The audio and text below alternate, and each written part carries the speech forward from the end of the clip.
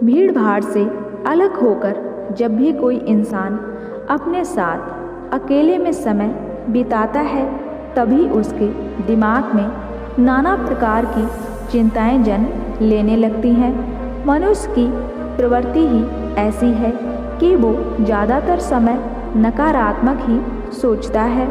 अपने लक्ष्य को कैसे प्राप्त किया जाए, ये सोचने की जगह वो यह सोचता है कि अगर लक्ष्य पूरा नहीं हुआ तो मैं क्या करूँगा, और इस प्रकार की नकारात्मक विचारधारा के कारण जीवन परांत डर डर कर जीता रहता है।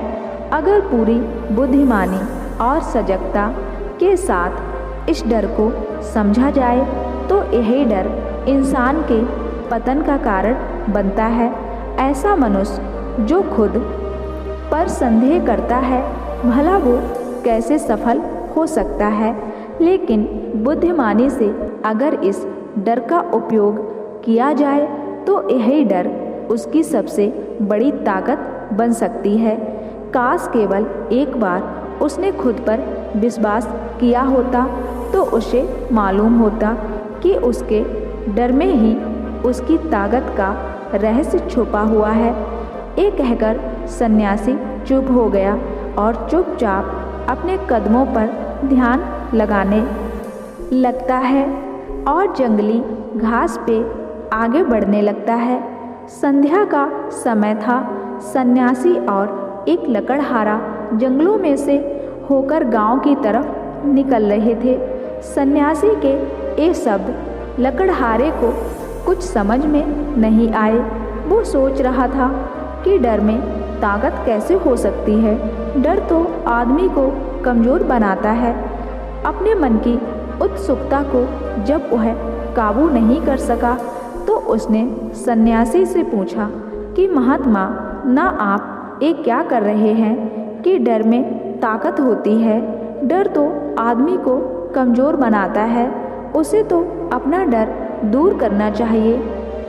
अपनी बात पूरी कर पाता उससे पहले ही उसे एक शेर की दहाड़ सुनाई दी। शेर की दहाड़ सुनकर लकड़हारे का रोम रोम काँप गया। उसके कान खड़े हो गए। जंगल से आती एक एक आहट उसे साफ सुनाई दे रही थी। उसके कदम वहीं पर जम गए थे। वो भी नहीं पा रहा था। उसे पता था कि थोड़ी सी हरकत उसकी जान जोखिम में डाल सकती है। उसका दिल तो तेजी के साथ धड़क रहा था, लेकिन फिर भी वो अपनी सांसों पर काबू पाने का प्रयास कर रहा था। कुछ देर बाद जब खतरा टल गया तब सन्यासी ने कहना शुरू किया। सन्यासी ने कहा कि अभी जब तुम डरे हुए थे तो तुम्हारे शरीर का रोम रोम जाग गया था। जंगल से आ रही छोटी से छोटी आहट पर भी तुम्हारा ध्यान लगा हुआ था। तो इस प्रकार अपने मन के डर के कारण तुम होश में आ पाए, तुम पूरा ध्यान लगा पाए। इससे पहले जब तक तुम्हें शेर की दहाड़ सुनाई नहीं दी थी तब तक तुम अपने विचारों में खोए हुए थे, लेकिन जैसे ही तुम्हें शेर की दहाड़ सुनाई दी वैसे ही तुम्हारे सारे विचार गायब होकर वर्तमान में उपस्थित हो गए थे। यदि तुम्हें अभी शेर से बचकर भागना होता या फिर उससे लड़ना होता तो तुम्हें अपने शरीर की वो क्षमता देखने को मिलती जो आज तक जीवन में तुमने खुद भी महसूस नहीं की होगी। जब कोई कुत्ता तुम्हारे पीछे दौड़ता है उस समय तुम्हारी जो रफ्तार होती है वो तुम्हारी आम जिंदगी से कहीं ज़्यादा होती है। साधारण जीवन में तुम इतने तेज नहीं दौड़ पाओगे जितना कि एक कुत्ते के सामने दौड़ पाओगे। एक ताकत या कहें कि हमारे शरीर की क्षमता अभी देखने को मिलती है जब हमारा मन डर में होता है। किसी डरावनी परिस्थिति में हमारा मस्तिष्क और हमारा शरीर अपने उच्चतम श्रेणी में काम करता है। जो काम तुम आम जिंदगी में नहीं कर पाते वो तुम्हें डराकर कराया जा सकता है। जहाँ पर भी तुम्हें डर का एहसास होता है, वहीं पर तुम्हारी इंद्रियां पूर्ण रूप से सक्रिय हो जाती हैं। तुम्हारे कानों की सुनने की क्षमता तेज हो जाती है, दृष्टि एकटक हो जाती है, पूरी सजग हो जाती है, सक्रियता बढ़ जाती है और जैसे जैसे वो डर खत्म होता है वैसे वैसे तुम सुस्त अवस्था में चले जाते हो। तुम सो जाते हो और तुम्हारे इंद्रिय फिर से आराम की स्थिति में चली जाती हैं। सन्यासी ने लकड़हारे से कहना जारी रखा कि परीक्षा से एक दिन पहले जो याद करने की तुम्हारी गति होती है वो साधारण याद करने की क्षमता से कहीं तेज होती है।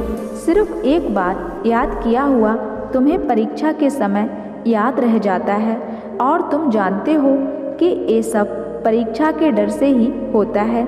इसलिए डर को दूर करने की जगह इंसान को ये सोचना चाहिए कि वो अपने डर को ताकत कैसे बना सकता है। जिस प्रकार सुख और दुख, प्रकाश और अंधेरा एक ही सिक्के के दो पहलू होते हैं, उसी प्रकार डर और ताकत भी एक ही सिक्के के दो पहलू होते हैं। जिस प्रकार रोशनी के बिना अंधेरा पूर्ण नहीं होता, सुख के बिना दुख पूर्ण नहीं होता, उसी प्रकार डर के बिना ताकत का भी कोई महत्व नहीं है। लकड़हारा सन्यासी के ज्ञान से बहुत प्रभावित हुआ, उनके चरणों में नतमस्तक हो गया और उनसे पूछा कि महात्मा, अंधेरे को तो दिया जलाकर रोशनी से भरा जा सकता है, लेकिन अपने डर को ताकत में कैसे बदलें? इसके लिए कोई उपाय बताएं।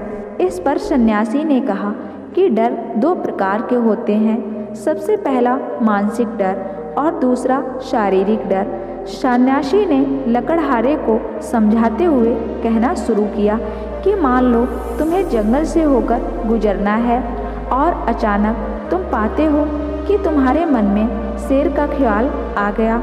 अभी तक प्रत्यक्ष रूप में शेर तुम्हारे सामने नहीं आया है, ना उसकी दहाड़ सुनाई दी, मतलब दूर दूर तक कोई अंदेशा नहीं है कि जंगल में शेर मौजूद है, लेकिन शेर का ख्याल आने से तुम्हारे मन में एक डर पनप गया।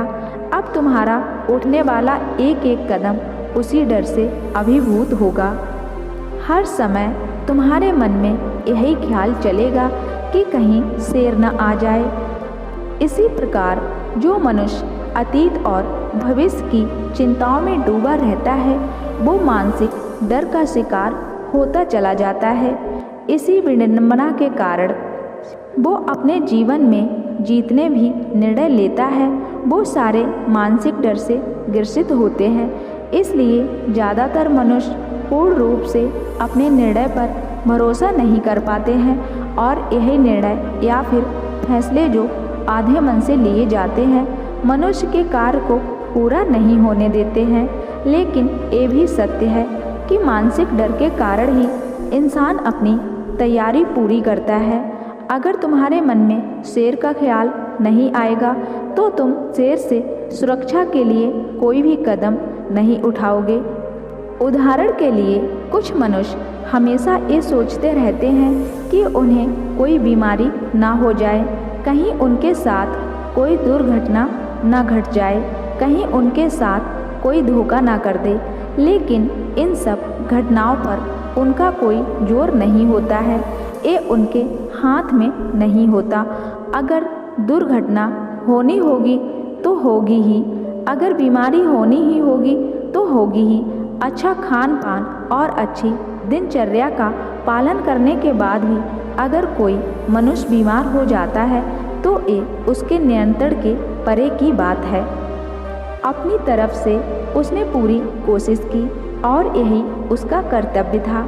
उसमें कोई कुछ क्या कर सकता है। जो घटनाएं इंसान की पहुंच के परे होती हैं वो उनसे भी परेशान होता रहता है, उनसे भी उसका मन घबराता रहता है और यही मानसिक डर उसके पतन का कारण बनता है। और यही मानसिक डर अगर सही तरीके से इस्तेमाल किया जाए तो मनुष्य समझदार और अनुभवी कहलाएगा। जो इंसान ये सोचता है कि कांटे सिर्फ दर्द देने के लिए ही बने हैं, वो भूल जाता है कि कांटे ही फूलों की रक्षा करते हैं। इसी प्रकार एक ज्ञानी मनुष्य किसी भी चीज़ का उपयोग अपने सकारात्मक तरीके से कर सकता है, लेकिन एक अज्ञानी मनुष्य अपनी अज्ञानता बस उन चीज़ों को भी छोड़ देता है जो उसके लिए उपयोगी होती हैं। विवेकशील मनुष्य फेंके गए पत्थरों का भी महल खड़ा कर लेता है, लेकिन एक वैज्ञानिक मनुष्य उस पत्थर को दूसरे पर फेंकता रहता है। अगर किसी मनुष्य को अपने मानसिक डर को ताकत में बदलना है तो उसके कुछ नियम हैं, कुछ उपाय हैं। सबसे पहला उपाय अपने विचारों का निरीक्षण। अगर हम अपने जीवन में अपने विचारों का निरीक्षण करेंगे तो हम पाएंगे कि ज़्यादातर विचार हमारे काल्पनिक होते हैं और इसलिए जो डर उन विचारों के कारण पनपता है वो भी काल्पनिक ही होता है। ज़्यादा सोचने वाले लोगों को जब सोचने के लिए कुछ नहीं मिलता तो वो निरर्थक बातों के बारे में सोचने लगते हैं और वो बेकार के विचार उसे तो परेशान करते ही हैं, साथ के साथ उसके परिजनों को, उसके संग संबंधियों को भी परेशान करते हैं। इसलिए ज़्यादा सोचने वाले लोगों को यह समझना चाहिए कि मन में उठ रहे तमाम विचारों में से काम के विचार कौन से हैं और बेकार के विचार कौन से हैं। उनको गहराई से सोचना शुरू करो, तभी तुम्हारी समस्याओं के, तुम्हारी उलझनों के उपाय निकलेंगे। मानसिक डर को दूर करने का दूसरा उपाय है उसका सामना करना। इसका मतलब यह नहीं कि शेर तुम आमने सामने जाकर खड़े हो जाओ, बल्कि इसका मतलब यह है कि पूर्ण सुरक्षा के साथ तुम जंगल में जा रहे हो। यदि जंगल में जाना बहुत आवश्यक है तो तुम शेर के डर से अपने घर पर नहीं बैठ सकते हो। इसी प्रकार मनुष्य के जीवन में बहुत सारे डर होते हैं, जैसे परीक्षा का डर, अपना लक्ष्य न पाने का डर, झूठ बोलने का डर, सच के पता लग जाने का डर, अपनों को खो देने का डर, दुर्घटना हो जाने का डर। लेकिन जैसे जैसे समय के साथ इन डरों का सामना किया जाता है वैसे वैसे ये डर जीवन से दूर होते चले जाते हैं। अगर तुम इनसे बचने का प्रयास करते हो तो ये जीवन भर तुम्हें सताते रहेंगे। ये तभी दूर हो सकते हैं जब तुम इनका सामना करो। कुछ लोगों को तो दूसरों के सामने खुलकर बात करने में भी डर लगता है। ऐसे लोगों को अनजान लोगों से बात करनी चाहिए। जितना ही वो लोगों से बात करेंगे उतना ही उनके मन का डर दूर होता जाएगा। मानसिक डर को ताकत में बदलने का तीसरा उपाय है अपने डर को स्वीकार करना। बहुत से लोग अपने जीवन में अपने डर को स्वीकार ही नहीं कर पाते हैं। अगर आप उनसे पूछेंगे कि उन्हें किस चीज़ से डर लगता है तो वह साफ इनकार कर देंगे कि उन्हें किसी चीज़ से कोई डर नहीं लगता। लेकिन दूसरी की नज़रों में ऊंचा उठाने के लिए ये झूठ उन्हें बहुत महंगा पड़ता है। अगर वो अपने डर को स्वीकार करना नहीं सीखेंगे तो वो जीवन पर्यंत उस डर से मुक्त नहीं हो पाएंगे। इसलिए समझदारी इसी में है कि अपने डर को स्वीकार कर लिया जाए। अगर आपको किसी चीज़ से डर लगता है तो किसी से शर्माने की या झिझकने की ज़रूरत नहीं। हर मनुष्य को, हर इंसान को किसी न किसी चीज़ से डर लगता ही है और आप पाएंगे कि जैसे ही आप अपने डर को स्वीकार करते हैं वैसे ही आपका डर खत्म होना शुरू हो जाता है और जितना ही आप अपने डर को छुपाने की कोशिश करेंगे आपका डर उतना ही मजबूत होता चला जाता है। ये सारे तरीके तुम्हारे मानसिक डर को दूर कर सकते हैं, लेकिन शारीरिक डर को दूर करने के लिए तुम्हें दूसरे तरीके अपनाने होंगे। सबसे पहले ये समझो कि शारीरिक डर कौन सा होता है। मान लो तुम किसी जंगल से गुजर रहे हो और अचानक तुम्हारे सामने शेर आ जाता है। तुमने पहले नहीं सोचा था कि शेर तुम्हारे सामने आ सकता है, लेकिन जब वो तुम्हारे सामने आता है तो तुम्हारी सारी गतिविधियाँ शिथिल हो जाती हैं, तुम्हारी सांसें अटक जाती हैं, मस्तिष्क काम करना बंद कर देता है और तुम्हारा दिल तेजी के साथ धड़कने लगता है। तो इसलिए जब भी बिना सोची बात हमारे साथ घटित होती है तो हमारा शरीर उस डर को महसूस कर पाता है और वही शारीरिक डर कहलाता है। ऐसे समय में शारीरिक डर को दूर करने के कुछ उपाय हैं। सबसे पहला उपाय यही है कि अपने ऊपर संयम रखें। जब किसी मनुष्य के साथ बिन सोची बात घटित होती है तो सबसे पहले उसका संयम टूट जाता है और संयम टूटने के साथ उसका मस्तिष्क काम करना बंद कर देता है और इसी वजह से सोचने और समझने की प्रक्रिया भी रुक जाती है, क्योंकि हमारा शरीर उसी प्रकार कार्य करेगा। तो इसलिए अगर कठिन समय में मनुष्य अपने ऊपर संयम रखता है तो उसका मस्तिष्क सही तरीके से काम करता है और वो सही निर्णय लेकर उस परिस्थिति से तत्काल बाहर आ सकता है।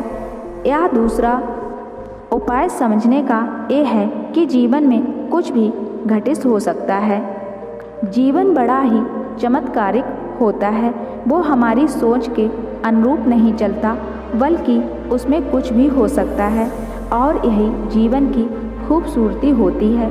अगर आपको आज ही पता चल जाए कि आने वाले 10 साल तक अब आप क्या कर पाएंगे तो आपके जीवन में से रुचि खत्म हो जाएगी। लेकिन अगर जीवन एक रहस्यमयी किताब की तरह बना रहेगा तो आप अपने जीवन से कभी नहीं थकेंगे। आपका जीवन आपको आश्चर्यचकित करता रहेगा। इसलिए यह समझो कि जीवन में कुछ भी घटित हो सकता है, तुम्हारी सोच से परे भी घटित हो सकता है। इसलिए कुछ अनुमान मत लगा लेना।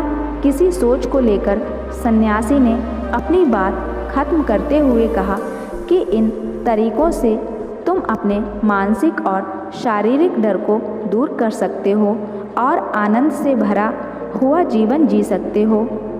दोस्तों, यह मोटिवेशनल स्टोरी अगर आपको पसंद आई हो तो मेरे चैनल को सब्सक्राइब ज़रूर कर देना, साथ ही बेल आइकन को प्रेस करके ऑल पे क्लिक कर देना और वीडियो को लाइक शेयर करना ना भूलना।